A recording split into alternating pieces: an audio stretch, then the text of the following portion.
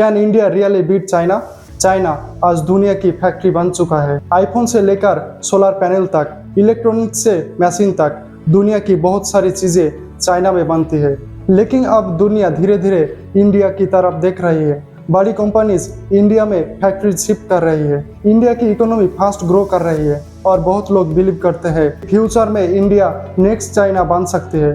लेकिन सवाल यह है, क्या इंडिया रियली चाइना को बीट कर सकता है या फिर चाइना अभी भी बहुत ज़्यादा पावरफुल है? सबसे पहले इंडिया के पास एक ह्यूज एडवांटेज है, वो है पॉपुलेशन।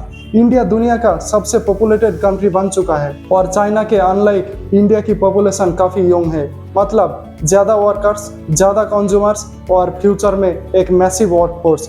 इसी वजह से दुनिया की बहुत सारी कंपनीज इंडिया को एक फ्यूचर मैन्युफैक्चरिंग हब की तरह देख रही है। कोविड के बाद और यूएस चाइना ट्रेड की टेंशन के बाद कंपनीज ने एक स्ट्रेटेजी फॉलो करना स्टार्ट किया है, चाइना प्लस वन। इसका मतलब कंपनीज सिर्फ चाइना पर डिपेंडेंट नहीं रहना चाहते, इसलिए वो इंडिया, वियतनाम और दूसरे कंट्रीज में भी फैक्ट्री शिफ्ट कर रही है।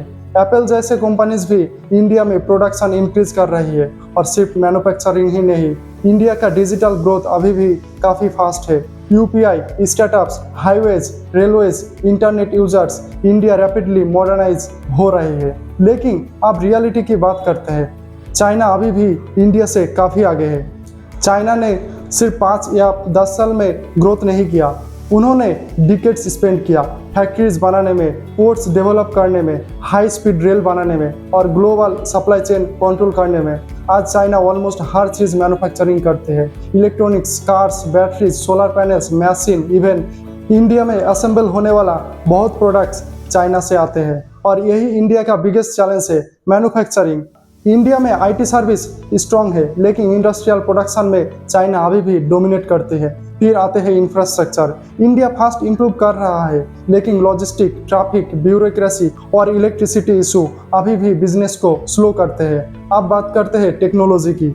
चाइना बिलियंस तक इन्वेस्ट करते हैं उनका ईआई में, इलेक्ट्रिक व्हीकल में, सेमीकंडक्टर्स में और एडवांस मैन्युफैक्चरिंग में। इंडिया सॉफ्टवेयर और डिजिटल सिस्टम में स्ट्रॉन्ग है, लेकिन हार्डवेयर टेक्नोलॉजी में चाइना का लीड अभी भी काफ़ी बड़ा है। मिलिट्री पावर की बात करें तो दोनों कंट्रीज न्यूक्लियर पावर है। चाइना के पास larger navy, massive defence, manufacturing और स्ट्रॉन्गर इंडस्ट्रियल बेस है। लेकिन इंडिया के पास भी मेजर एडवांटेज है, strong global partnership, huge army और इंडियन ओशियन में स्ट्रेटेजिक लोकेशन। तो क्या इंडिया चाइना को बीट कर सकता है? आंसर सिंपल है, कुछ एरियाज में इंडिया फ्यूचर में फास्टर ग्रो कर सकती है, स्पेशली बिकॉज दुनिया चाइना का अल्टरनेटिव चाहती है और इंडिया के पास मैसिव पॉपुलेशन एडवांटेज है। लेकिन चाइना को कम्प्लीटली रिप्लेस करना, उसमें डिकेड्स लग सकता है, क्योंकि चाइना एक दिन में पावरफुल नहीं बना था। उसने 40 साल स्पेंड किया फैक्ट्रीज, टेक्नोलॉजी, इंफ्रास्ट्रक्चर और ग्लोबल ट्रेड नेटवर्क बिल्डिंग करने में। इंडिया का रियल कंपटीशन सिर्फ चाइना नहीं है, इंडिया का रियल कंपटीशन है टाइम। क्या इतना कम टाइम में इंडिया ग्रो कर पाएगा? सही में इंडिया अपनी पॉपुलेशन की एडवांटेज ले पाएगा? क्या इंडिया चाइना को बीट कर पाएगा? आपको क्या लगता है? कमेंट्स करके बताइए। आज का वीडियो इतना ही है, मिलते हैं अगले वीडियो में। Thanks for watching.